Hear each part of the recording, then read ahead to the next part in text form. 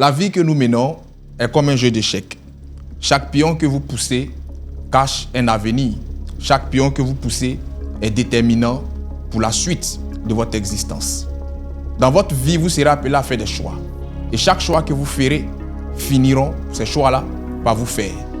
Les choix amicaux, les choix sentimentaux que vous serez appelés à faire finiront par faire de vous demain des perdants ou des gagnants. Très chers paroliers, bienvenue à Côte de Vie. Aujourd'hui, nous parlerons de l'amitié à deux visages.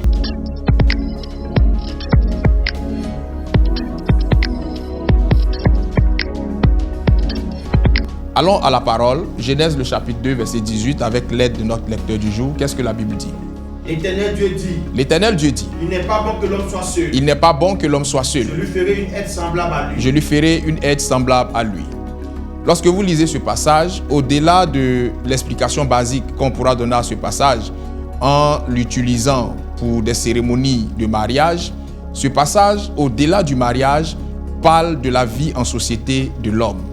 Lorsque Dieu dit « il n'est pas bon que l'homme soit seul », il ne fait pas premièrement allusion au mariage, mais il fait d'abord allusion à la nécessité pour un homme d'avoir une vie sociale, d'avoir une vie en société et d'interagir avec ses semblables. Un homme qui vit seul en un endroit, qui n'a pas la possibilité d'interagir avec les autres, cet homme-là aura une vie triste, cet homme-là aura une vie morose, qui, ma foi, sera une vie vouée à l'échec. Et donc, quand Dieu dit « il n'est pas bon que l'homme soit seul », Dieu nous fait comprendre là la nécessité pour nous de pouvoir nouer des relations humaines, qu'elles soient d'ordre sentimental ou amical. Il est important pour vous de nouer des relations. Ce sont ces relations-là qui vous permettront d'avoir une vie équilibrée, qui vous permettront d'avoir une vie stable, qui vous permettront d'avoir une vie épanouie. Alors, aujourd'hui, nous sommes là afin de parler de l'amitié à deux visages. Le mot amitié est un mot qui est tiré du latin amicitia, qui fait allusion au sentiment affectif ou au sentiment de sympathie sincère qu'une personne pourra manifester vis-à-vis d'une autre personne. Alléluia. Ce sentiment, en vérité, est un sentiment amical qui n'est fondé sur aucun lien de sang, ni sur aucune passion amoureuse. C'est un sentiment affectif, comme je l'ai dit tout à l'heure. Vous pouvez ne pas avoir de nombreux amis, mais vous devez éviter de vivre sans amis. Parce que souvent, on a l'habitude d'entendre certaines personnes dire « je n'ai pas d'amis ». Vous pouvez ne pas avoir de nombreux amis, mais vous pouvez avoir quand même des amis de qualité qui pourront contribuer positivement à l'évolution de votre vie. Si vous vivez une vie sans amis, cela vous sera préjudiciable tôt ou tard. En vérité, la vie de l'homme commence entre les mains de l'homme et elle s'achève entre les mains de l'homme. Qu'est-ce que ça dit? Lorsque vous naissez, c'est un homme qui vous accueille. Et lorsque vous quittez ce bas monde, c'est encore un homme ou ce sont des hommes qui vous font quitter ce bas monde-là. Donc, au-delà de votre famille biologique, vous avez besoin d'avoir des amis qui, ma foi, seront là afin de vous accompagner à votre dernière demeure, après avoir bien entendu meublé votre existence de joie et de moments importants. Alléluia. Lorsque vous vous liez d'amitié à une personne, apprenez à vous fixer des limites.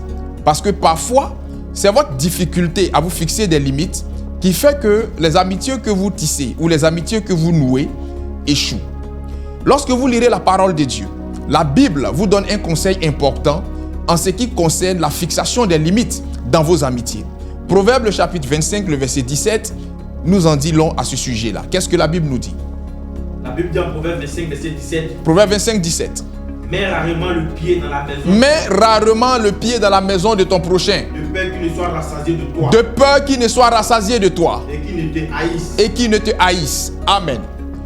Contrairement à ce que beaucoup font croire, c'est que lorsqu'on est amis, on doit se voir tous les jours. Lorsqu'on est amis, j'ai autorisation ou j'ai carte blanche pour aller et revenir chez mon ami comme je veux. La Bible déclare que il faut se garder d'aller régulièrement chez cet ami-là, de peur qu'il ne soit rassasié de vous. Vous savez, lorsque vous êtes ami à une personne, comme je l'ai dit tout à l'heure, apprenez à vous fixer des limites. Et ces limites que vous devez apprendre à vous fixer doivent toucher premièrement votre personne. Votre personne en termes de secret, votre personne en termes de joie, votre personne en termes de peine, votre personne en termes de situation même intime que vous allez vivre. Tant que cette amitié n'a pas fait des tests de nuit, tant que vous n'êtes pas sûr que cette amitié est solidement enracinée dans les liens de la sincérité véritable, gardez-vous de sortir un certain nombre de secrets vous concernant, un certain nombre de secrets concernant votre travail, concernant votre famille. Mais aujourd'hui, quelle est l'erreur que vous commettez? À peine vous vous mettez dans une amitié que vous ouvrez le coffre, vous ouvrez le sac, vous commencez à sortir des secrets qui concernent votre vie matrimoniale, qui concernent votre travail, et après on est étonné qu'il y a des jalousies, on est étonné qu'il y a des choses qui ressortent dans cette amitié-là, parce qu'on n'a pas pris la peine de connaître la personne. Donc la première limite, c'est concernant d'abord votre personne. La deuxième limite que vous devez vous fixer, c'est concernant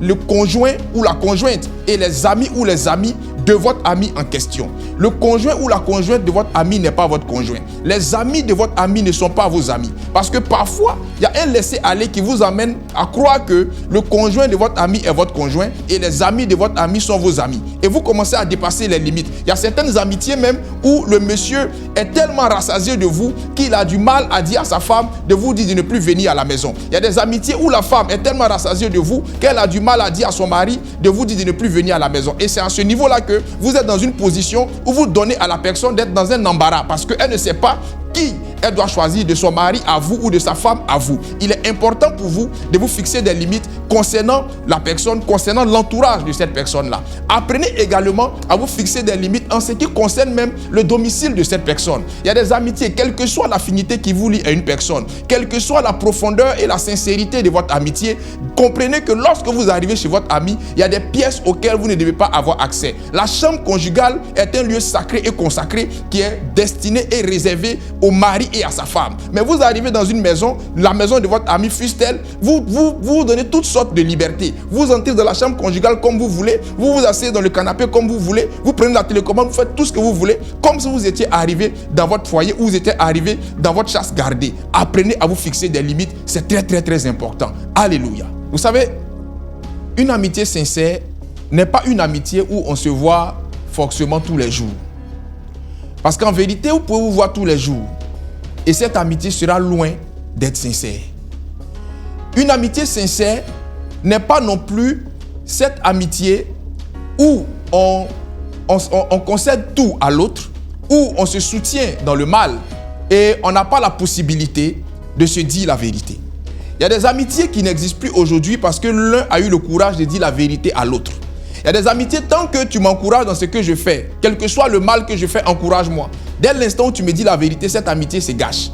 Vous savez, une amitié sincère n'est pas aussi une amitié où on accepte tout venant de l'autre. Et on n'a pas le temps ou la latitude de fixer des limites à cette personne-là. En vérité, l'amitié sincère est cette amitié où même quand on ne se voit pas tous les jours, on a une sincérité, on a une franchise qui demeure.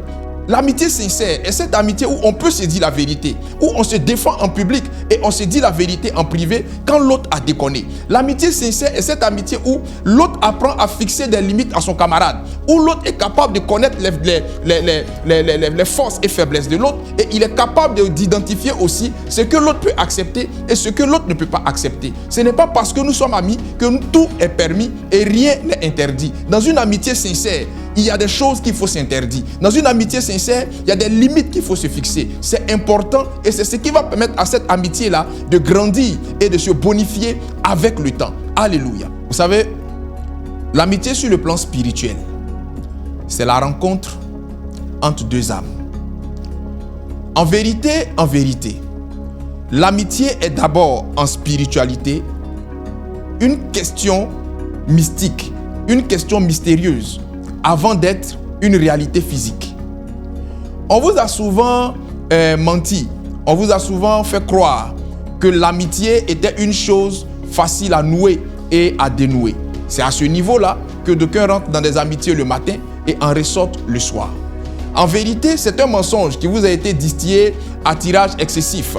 L'amitié sincère, l'amitié véritable, l'amitié selon la spiritualité, les relations humaines en général et l'amitié en particulier, ces choses-là sont des choses les plus mystérieuses et les plus complexes qui puissent exister sur la terre. Chaque ami que vous rencontrez, chaque ami qui rentre dans votre vie est à l'image de l'arbre de la connaissance du bien ou du mal. Qu'est-ce à dire? Il y a des amis que vous allez rencontrer qui vont vous ouvrir les yeux et qui vont vous ouvrir l'esprit et qui vont vous ouvrir l'intelligence positivement sur un certain nombre de choses qui vous feront réussir votre vie.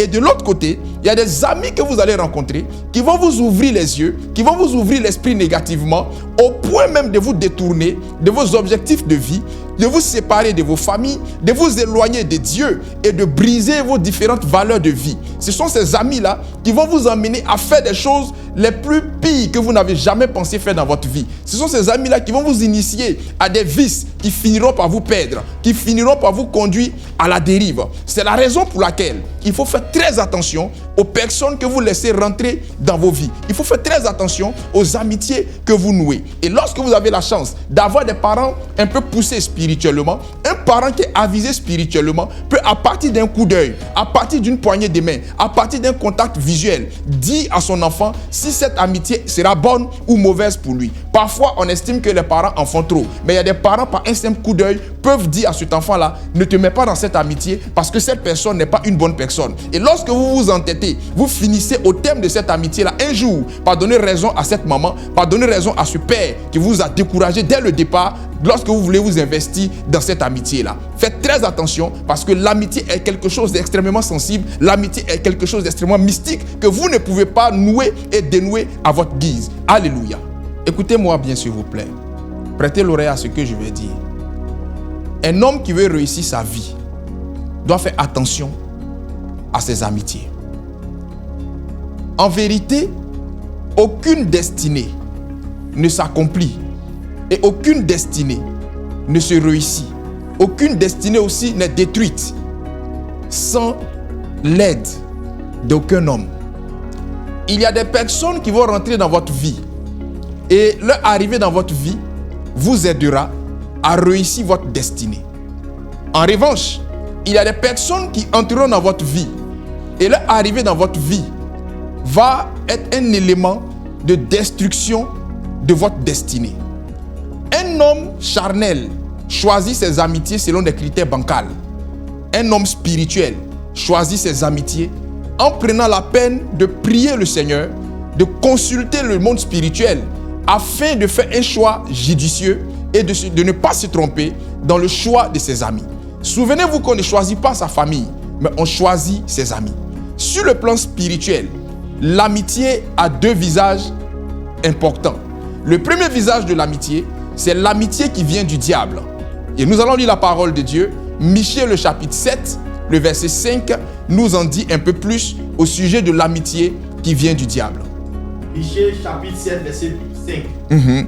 Ne crois pas à un ami. Ne crois pas à un ami. Ne te fie pas à un intime. Ne te fie pas à un intime. Devant celle qui repose sur ton sein. Devant celle qui repose sur ton sein. Garde les portes de ta bouche. Garde les portes de ta bouche. Amen. Ça, c'est l'amitié qui vient du diable. Vous savez, il y a des choses que le diable a voulu accomplir dans votre vie qui n'a pas réussi à faire à travers les démons. Et ce qu'il n'a pas pu accomplir à travers les démons, il va chercher à accomplir ça à travers des hommes qui entreront dans votre vie sous l'étiquette amicale. En vérité, il y a des personnes qui sont rentrées dans votre vie avec un mandat diabolique, avec un mandat de destruction, avec un mandat qui n'est pas de Dieu, dans le seul et unique but de détruire votre vie.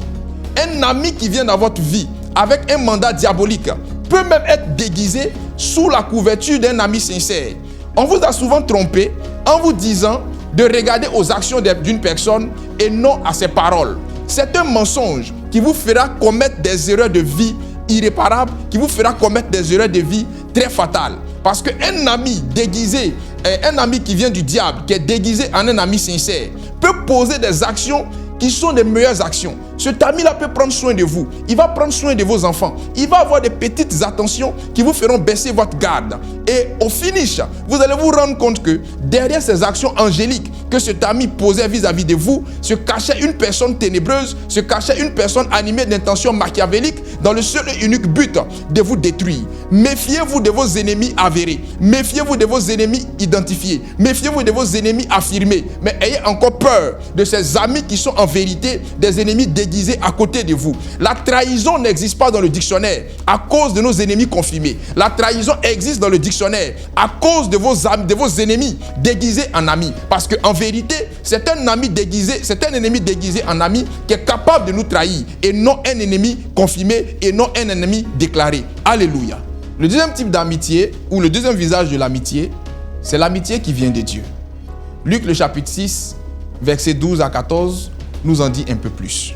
En ce temps-là, Jésus s'est rendu sur la montagne pour prier. Et il passa toute la nuit à prier Dieu. Quand le jour parut, il appela ses disciples. Et il en choisit 12. Auxquels il donna le nom d'apôtres. Alléluia.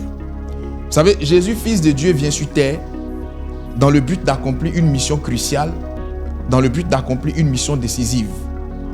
Et quand il est question de choisir ceux qui allaient l'accompagner dans l'accomplissement de cette mission, la Bible déclare que Jésus a pris la peine de prier Dieu toute la nuit afin que le Seigneur l'oriente.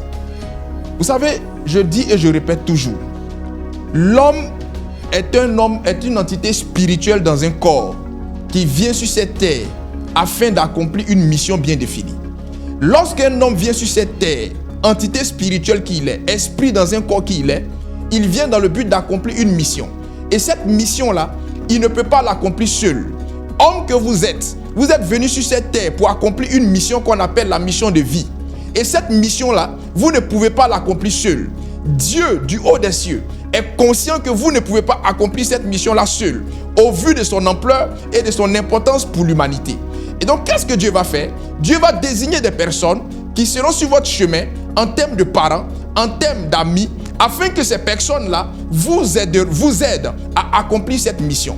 Donc vous ne devez pas, quand vous êtes conscient de cette réalité spirituelle, quand vous êtes conscient de cette vérité spirituelle, vous ne commettez pas l'erreur de choisir vos amis par hasard. Vous ne commettez pas l'erreur de choisir vos amis à la va-t'asseoir, permettez-moi le terme. Mais vous prenez la peine de consulter Dieu, d'aller dans la profondeur de la prière, d'aller dans le secret de l'intimité avec le Seigneur. C'est ce secret de l'intimité avec Dieu qui vous permettra de faire un choix amical et même sentimental judicieux. Un homme spirituel ne se fait pas entourer par n'importe qui. Un homme spirituel ne regarde pas aux bonnes actions de quelqu'un, ne regarde pas aux belles paroles de quelqu'un. Un homme spirituel tient compte de ce que le Saint-Esprit lui rend comme témoignage au sujet des hommes. C'est à partir du témoignage que Dieu lui rend, à partir du témoignage que l'Esprit de Dieu ou que les entités spirituelles lui rendent au sujet d'un homme, au sujet d'une femme, que cet homme spirituel-là définit son entourage. Comprenez ces choses et soyez instruits. Alléluia. Vous savez, une amitié qui vient de Dieu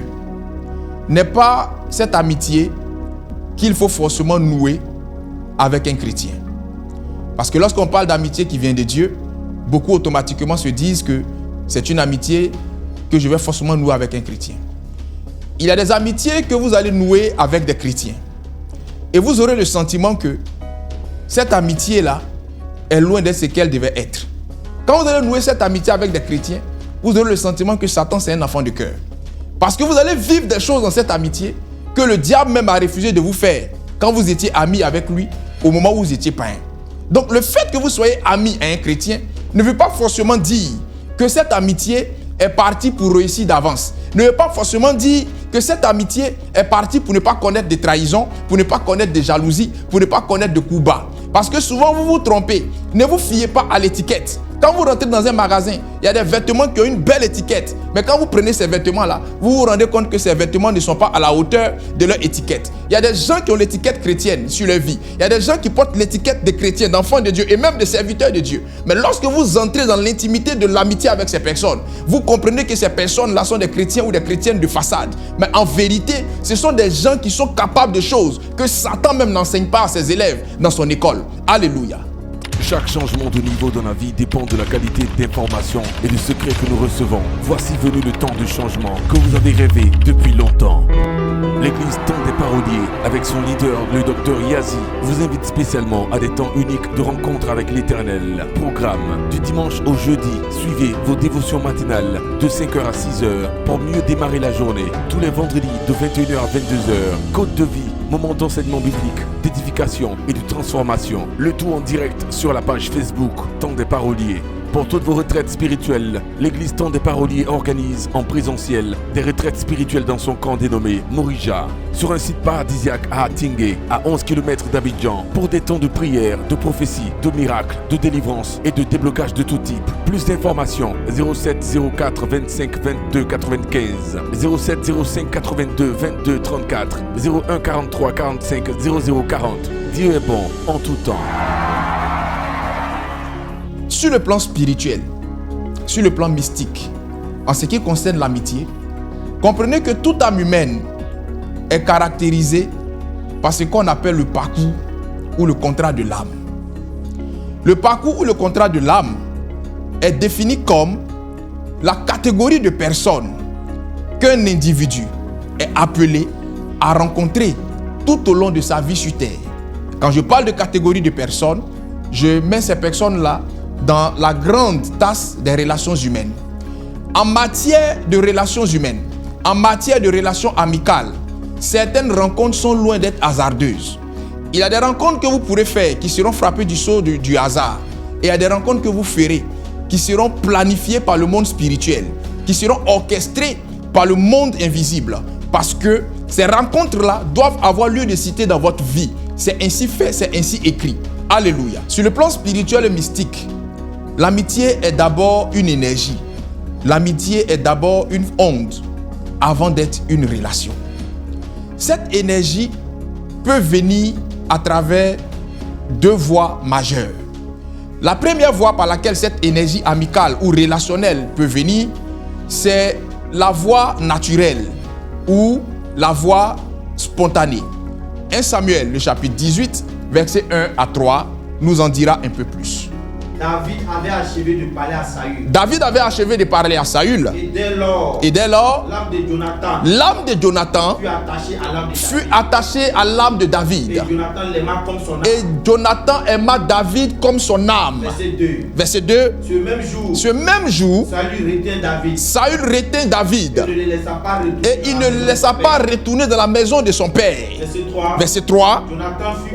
Jonathan fit alliance avec David. Parce qu'il aimait David comme son âme. Alléluia. Voici le premier moyen par lequel cette amitié ou cette relation humaine se noue. Je parle d'amitié et de relations humaines parce que le contrat de l'âme peut aussi concerner des relations amoureuses. Vous savez, il y a des personnes que vous allez rencontrer et vous ne forcerez pas pour être ami à ces personnes. Le premier contact va automatiquement faire passer une énergie entre vous. Il y a des personnes que vous allez rencontrer et vous ne forcerez pas pour être intime à ces personnes. Je parle sur le plan sentimental ou amoureux. Le premier contact suffira pour qu'il y ait quelque chose, il y ait une étincelle qui ne dise pas son nom entre vous. Ces choses-là viennent de manière spontanée. Ce ne sont pas des choses qu'on force. Ce ne sont pas des choses qu'on a orchestrées. Mais vous constatez que, et vous avez le sentiment que l'entité spirituelle conspire pour que vous soyez ensemble. L'entité spirituelle ou le monde spirituel met tout en œuvre pour que vous soyez amis, pour que vous soyez intimes. Lorsque ces choses-là se passent et que ces choses-là se passent d'une manière sincère, vous comprenez que cette amitié ou cette relation est quelque chose qui va aller au-delà des amitiés que vous avez toujours connues, est quelque chose qui va aller au-delà des relations intimes que vous avez toujours connues. Et généralement, c'est le type de relation qui vous amène à vivre des situations extraordinaires, des situations merveilleuses, des situations qu'on ne peut pas expliquer parce que c'est une connexion spirituelle, c'est une connexion divine qui vient par elle-même et qui vous met d'accord sur un grand nombre de points. Alléluia. La deuxième voie, c'est la voie de l'effort. Cantique 2, verset 7. Je vous en conjure. Je vous en conjure. Filles de Jérusalem. Par les gazelles et les biches. Par les gazelles et les biches. Des champs. Ne réveillez pas. Ne réveillez pas l'amour. Avant qu'elle ne le veuille. Alléluia. Dans cette dimension des choses, le parcours ou le contrat de l'âme vous emmènera à faire des efforts pour nouer une amitié ou pour nouer une relation sentimentale. Cette chose sera déjà acquise, mais elle aura besoin de vos efforts pour prendre forme. C'est en ce moment-là que vous vous liez d'amitié à une personne. Et tout ce que vous faites, tout ce que vous mettez comme effort en œuvre, milite dans le sens de la consolidation de ce lien amical-là. Pareil sur le plan sentimental. Il y a des personnes que Dieu aura déjà réservées pour vous. Mais vous allez devoir faire l'effort de sortir de votre maison. Allez vous asseoir quelque part. Vous mettre en beauté. Vous mettre dans une position assez agréable pour que cette personne-là puisse porter les regards sur vous. Tant que vous ne comprenez pas ça, enfant de Dieu, tant que vous ne comprenez pas ça, serviteur de Dieu, vous aurez des problèmes. Parce qu'il y a des chrétiens qui pensent que Dieu fera tout à leur place. Je veux un mari, je suis assise à la maison, je ne me mets pas en beauté, je ne prends pas soin de moi, je passe mon temps à prier, je suis à la maison. Comme si le ciel va s'ouvrir un matin, le plafond va s'ouvrir un matin et le mari va descendre en parachute dans la maison parce que c'est lui que Dieu a envoyé. Il y a un niveau de relation où vous êtes appelé à faire des efforts. Il y a un niveau d'amitié où vous êtes appelé à faire des efforts. Et ces efforts-là peuvent se résumer en cadeaux que vous devez faire à la personne. Ces efforts-là peuvent se résumer en visite que vous devez passer, que vous devez rendre à la personne. Ces efforts-là peuvent se résumer en coup de fil que vous devez passer pour prendre des nouvelles de la personne. Il y a des gens qui sont dans des amitiés, le chemin doit être unilatéral. C'est toi qu'on doit appeler tous les jours, c'est à toi qu'on doit faire des messages, c'est à toi qu'on doit rendre visite. Toi, tu n'appelles jamais quelqu'un, tu ne fais jamais de messages, tu ne rends jamais visite à quelqu'un parce que tu estimes que tu es trop la fille du Seigneur, tu es trop le bishop, tu es trop le fils de Dieu. Mais si tu ne fais pas l'effort d'aller vers l'autre, cette amitié qui était bien partie pour réussir finira par échouer. L'amitié est une situation de réciprocité. Si la loi de la réciprocité n'est pas respectée dans une amitié, quand bien même que cette amitié sera bien partie pour réussir, pour être longue, cette amitié mourra. La relation sentimentale respecte aussi le principe de la réciprocité. N'attends pas que ce soit à toi toujours qu'on fasse des cadeaux. Apprends aussi à faire des cadeaux. Apprends aussi à donner à l'autre. Apprends aussi à appeler l'autre pour prendre de ses nouvelles. Tu n'es pas plus capricieux que quelqu'un. Aussi vrai que tu es capricieuse, aussi vrai qu'il est capricieux. Aussi vrai que tu as besoin d'affection, aussi vrai qu'il a besoin d'affection. Apprenez à montrer aux gens qu'ils ont de l'importance à vos yeux et ils vous le rendront comme il se doit. Alléluia. Au-delà de la voie de l'effort et de la voie de la spontanéité, le contrat de l'âme va vous mettre en lumière une réalité spirituelle et une réalité importante en ce qui concerne les relations humaines. Le contrat de l'âme peut vous faire rencontrer des personnes et cette rencontre-là sera fixée en termes de durée sur un temps donné. C'est ce qu'on va appeler une rencontre amicale momentanée ou une rencontre amoureuse momentanée. Si vous avez la sagesse et le réflexe de consulter Dieu avant d'entrer dans cette amitié, de consulter Dieu avant d'entrer dans cette relation amoureuse, vous allez comprendre par la consultation que cette relation est momentanée. À partir de ce moment, lorsque cette relation arrivera à son terme, lorsque l'énergie amicale, l'énergie sentimentale, amoureuse, qui caractérise cette relation arrivera à expiration, vous saurez lâcher prise. Vous n'allez pas tirer sur la corde. Vous n'allez pas quémander. Vous n'allez pas supplier. Vous n'allez pas courir après. Parce que vous saviez dès le départ que cette relation était une relation momentanée qui tôt ou tard devait prendre fin. Il y a le contrat de l'âme qui va vous mettre dans des relations qui vont connaître une cessation momentanée. Parce que dans la mystique des relations humaines, dans la mystique des relations amoureuses ou des relations amicales, il est important parfois qu'on se perde de vue pour que chacun prenne conscience de l'importance de l'autre dans sa vie afin qu'on puisse mieux se retrouver. Donc le contrat de l'âme, à partir de ce moment, fera qu'à un moment donné, une circonstance de vie ou une situation de vie arrivera pour que cette relation-là prenne fin. Si vous êtes dans le secret des dieux et que vous avez consulté Dieu avant de vous engager dans cette amitié, avant de vous engager dans cette relation sentimentale, vous saurez par la mystique de la consultation que cette relation à un moment donné doit connaître une cessation momentanée. Cette période peut ne pas vous être indiquée par l'esprit, mais dans le cas général, la consultation vous dira qu'à un moment donné, cette relation connaîtra une cassure et elle va reprendre de plus belle des temps plus tard. Et c'est à partir de ce moment que lorsque la cassure arrivera, vous vous éloignerez de la personne, mais vous ne fermerez pas radicalement la porte parce que vous saurez que tôt ou tard, vos chemins se retrouveront afin que vous puissiez poursuivre le parcours que vous avez entamé antérieurement. Alléluia. Il y a le parcours de l'âme également qui viendra afin de vous mettre dans une relation indéfinie, de vous mettre dans une relation perpétuelle. À partir de cet instant, le secret de la consultation vous fera comprendre que telle cette personne rentre dans votre vie en termes amical, en termes amoureux, afin de faire tout le chemin avec vous. Dès cet instant, vous apprendrez à maintenir cette personne-là dans votre vie. Vous ne rentrerez pas dans les considérations du genre, on est en début d'année, je ne veux pas supporter tout le monde. Si tu chauffes ma tête, prends ta route. Si c'est toxique, enlève ton pied dedans. Ce n'est pas dans tout qu'on enlève ton pied. Il y a des situations, tu enlèves ton pied dedans, c'est tout ton corps qui tombe dans le gouffre. Il faut que vous compreniez ces choses et que vous soyez sages. Alléluia. Ce sont ces vérités-là qu'on manque d'enseigner aux chrétiens dans l'église. Ce qui fait que quand un chrétien rentre dans une relation amicale, il a le sentiment que le contrat de l'âme, souvent même le chrétien n'est même pas conscient qu'il existe un contrat de l'âme. Donc il se met dans cette relation-là à fond.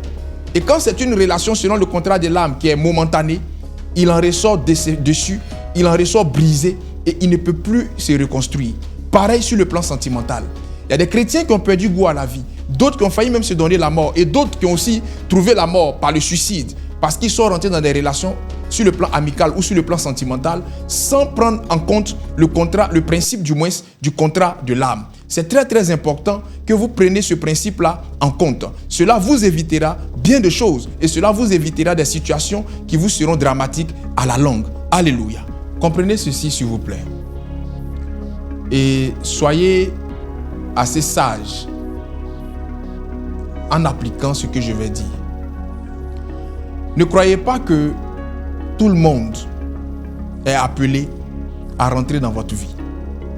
Apprenez à donner de la valeur à votre vie sans pour autant tomber dans la prétention ou dans l'arrogance.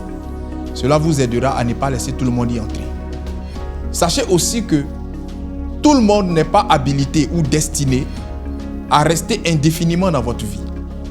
Quand vous comprenez ce principe, vous savez laisser partir ceux qui doivent partir au moment où ils doivent partir.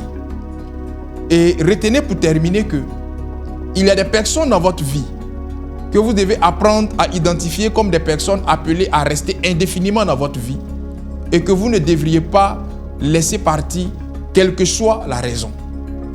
Vous savez, souvent votre ego, souvent votre orgueil et votre manque de sagesse vous amène à commettre des erreurs de vie. Que votre arrogance vous fait croire qu'elles ne sont pas... c'est-à-dire votre arrogance vous fait croire que ces erreurs ne sont pas graves. Dans la Bible, il y a deux personnes. Il y a Pierre et il y a Judas Iscariote. Pierre a renié Jésus. Judas a trahi Jésus. Les deux actions ne sont pas très loin. Parce que renier et trahir, ce n'est pas très loin. Mais regardez ce que Jésus fait. Jésus ne reprend pas Judas parce que la Bible dit dès le départ que Judas était animé par le diable. Jésus reprend Pierre dès l'instant où ce dernier se repent et qu'il pleure amèrement sur son péché. Jésus le reprend. Vous savez, nul n'est à l'abri des erreurs. Tout homme, nul n'est infaillible. Tout homme est appelé à faire des erreurs. Il y a des personnes qui seront dans vos vies pour un temps indéfini, mais qui seront aussi appelées parfois à faire des erreurs de parcours sur le chemin de votre amitié ou à faire des erreurs de parcours sur le chemin de votre relation intime ou amoureuse. Apprenez à identifier ces personnes et ayez la sagesse de leur concéder ces erreurs-là, de leur pardonner ces erreurs-là quand ces personnes-là vous montrent qu'elles regrettent ces erreurs et qu'elles méritent une seconde chance. Si vous ne comprenez pas ces choses, vous allez rentrer dans des principes selon lesquels je ne suis pas une puce. On ne met pas mon code 3 fois. Moi, on ne me trahit pas 3 fois. Tu me trahis 2 fois, basta. À un moment donné, il y a des trahisons quand ça arrive. Acceptez de regarder la personne. Référez-vous aux résultats de la consultation. Est-ce que cette personne est faite pour faire long chemin avec vous ou est-ce que cette personne est là de façon momentanée? Quand vous comprenez ces choses, vous savez prendre des décisions. Mais quand vous ne comprenez pas ces choses, vous prenez des décisions qui finissent par vous rattraper et vous regretter, mais sans toutefois le dire aux gens parce que vous avez une arrogance, vous avez un ego démesuré qui vous fait faire croire aux autres que tout va bien alors que tout va mal. Il y a des gens qui ont commencé à dégringoler. Il y a des gens qui ont chuté dans leur vie parce qu'ils se sont séparés 4 ans en arrière de certaines personnes qui étaient des régulateurs. Il y a des gens qui ont cessé de progresser dans leur vie parce que 2 ans en arrière, ils se sont séparés des personnes qui les motivaient et qui les amenaient à progresser. La vie est un mystère qu'il faut vivre en évitant de prendre des décisions parce qu'on a mangé le matin et on est rassasié. Alléluia. La Bible nous parle de plusieurs types d'amitié. Quand vous allez lire la parole de Dieu, elle va vous ressortir de façon claire ou de façon subtile plusieurs types d'amitié. Mais à travers cet enseignement-là, je vais parler de 3 types d'amitié et nous allons nous séparer. Le premier type d'amitié dont je veux parler, c'est l'amitié avec Dieu. Nous allons lire la parole de Dieu dans le Nouveau Testament, dans le livre de Jean plus exactement. Jean le chapitre 15, versets 11 à 14. Qu'est-ce que la Bible déclare? Je vous ai dit ces choses. Je vous ai dit ces choses. Afin que ma joie soit en vous. Afin que ma joie soit en vous. Et que votre joie soit parfaite. Et que votre joie soit parfaite. C'est ici. C'est ici. Mon commandement. Mon commandement. Aimez-vous. Aimez-vous. Les uns les autres. Comme je vous ai aimé. Comme je vous ai aimé. Il n'y a pas de plus grand amour. Il n'y a pas de plus grand amour que de donner sa vie pour que de donner sa vie pour ses amis. Vous êtes mes amis. Vous êtes mes amis. Si vous faites ce que ce que je vous commande. Alléluia. Vous savez, quel que soit le nombre d'amis que vous aurez, quel que soit le type d'amitié que vous serez appelé à nouer dans votre vie, il y a une amitié à laquelle vous devez donner la priorité. C'est votre amitié avec Dieu. Il dit dans sa parole, à travers Jésus, qu'il est pour nous un ami. Et il dit, il n'y a pas plus grande joie pour un ami sincère de donner sa vie pour son ami. Jésus-Christ a donné sa vie pour nous. Veillez à entretenir votre amitié avec Dieu à travers une vie de prière quotidienne, à travers la lecture de sa parole et à travers la mise en application des principes bibliques que le Seigneur vous indique à travers sa parole. L'amitié avec Dieu n'est pas une amitié de façade. L'amitié avec Dieu ne se résume pas à une publication Facebook ou à un statut WhatsApp ou à un t-shirt qu'on a porté parce qu'il y a un verset derrière. L'amitié avec Dieu se résume à l'amour de Christ que nous manifestons à l'égard de l'œuvre de Dieu et à l'égard de notre prochain. Veillez à cultiver cette amitié parce que c'est cette amitié qui vous tient, c'est cette amitié qui fera de vous ce que vous serez demain et c'est cette amitié qui vous mettra à l'abri des malices des ténèbres, mais aussi de la méchanceté des hommes. Alléluia. Le deuxième type d'amitié que nous allons voir, c'est l'amitié constructive. 1 Samuel 18, versets 1 à 5. David avait achevé de parler à Saül. Et dès lors, l'âme de Jonathan s'attacha à celle de David. Et Jonathan l'aima comme son âme. Ce même jour, Saül retint David. Et il ne le laissa pas retourner dans la maison de son père. Jonathan fit alliance avec David parce qu'il l'aimait comme son âme. Il ôta son manteau qu'il portait pour le donner à David. Et il lui donna ses vêtements, même son épée, son arc et sa ceinture. David allait et il réussissait partout où l'envoyait Saül. Il fut mis par Saül à la tête des gens de guerre et il plaisait à tout le peuple, même aux serviteurs de Saül. Alléluia. Le deuxième type d'amitié, c'est l'amitié constructive. David croise Jonathan et Jonathan pose vis-à-vis de David un certain nombre d'actions. Retenez d'abord que Jonathan, c'était le fils à Saül. Jonathan était prince. Vous savez, il y a des personnes que vous allez rencontrer. Ces personnes ne vous donneront pas forcément de l'argent. Ces personnes ne vous donneront pas forcément des billets de banque. Mais ces personnes-là seront un apport dans votre réussite de vie. Ces personnes-là joueront un rôle déterminant dans votre réussite de vie, dans votre réalisation de vous-même. Et c'est ce que Jonathan a fait avec David. C'est une amitié constructive. Et ce type d'amitié-là, dans ce type d'amitié du moins, on est capable de se dire la vérité quand il faut se la dire et on est capable de se motiver quand il faut se motiver. C'est le type d'amitié dont vous avez besoin pour réussir. C'est le type d'amitié dont vous avez besoin pour éviter un certain nombre d'erreurs. Et c'est le type d'amitié que je vous exhorte à nouer en faisant preuve de discernement dans le choix des personnes avec lesquelles vous nourrez ce type d'amitié. Le dernier type d'amitié que nous allons voir pour terminer, c'est l'amitié toxique. Selon Proverbe le chapitre 22. La Bible dit quoi? Proverbe 22, verset 24. Ne fréquente pas l'homme colère. Ne va pas avec l'homme violent. De peur que tu ne l'habites. À ses sentiers. Et qui ne devienne un piège pour ton âme. Ne sois pas parmi ceux qui prennent des engagements qui cautionnent pour des dettes. Si tu n'as pas de quoi payer, pourquoi voudras-tu qu'on enlève ton lit de dessus toi? Amen. L'amitié toxique. Et les amitiés que vous allez nouer. Et ces amitiés-là vont vous changer radicalement sur le plan négatif. y a des amitiés que vous allez nouer. C'est de ces amitiés qu'on va vous apprendre à mentir. C'est de ces amitiés qu'on va vous apprendre à vivre au-dessus de vos moyens. C'est de ces amitiés que vous allez contracter des dettes que même la Côte d'Ivoire n'a pas. Et ces amitiés-là vont vous détruire. Je prie que le Seigneur vous délivre de ces amitiés et que Dieu vous aide à avoir la lucidité nécessaire afin que par cette lucidité, vous puissiez savoir qu'une amitié est toxique pour vous et vous retirer de cette amitié le plus tôt possible. Il y a des destinées qui ont été gâchées. Il y a des vies qui ont été détruites. Il y a des personnes qui ont trouvé la mort parce que ces personnes-là sont rentrées dans des amitiés, dans des relations amoureuses, dans des relations humaines qui étaient toxiques pour elles. Et ces relations-là ont fini par détruire cette destinée glorieuse à laquelle ces personnes étaient appelées. Je prie que le Seigneur vous donne la sagesse et la bonne compréhension des choses afin que dans vos choix amicaux, vous fassiez très attention, vous fassiez preuve de discernement, mais surtout que vous consultez Dieu avant de vous engager dans une amitié. Que le Seigneur vous bénisse et que sa grâce soit sur vous. Dieu est bon en tout temps. Shalom chez vous.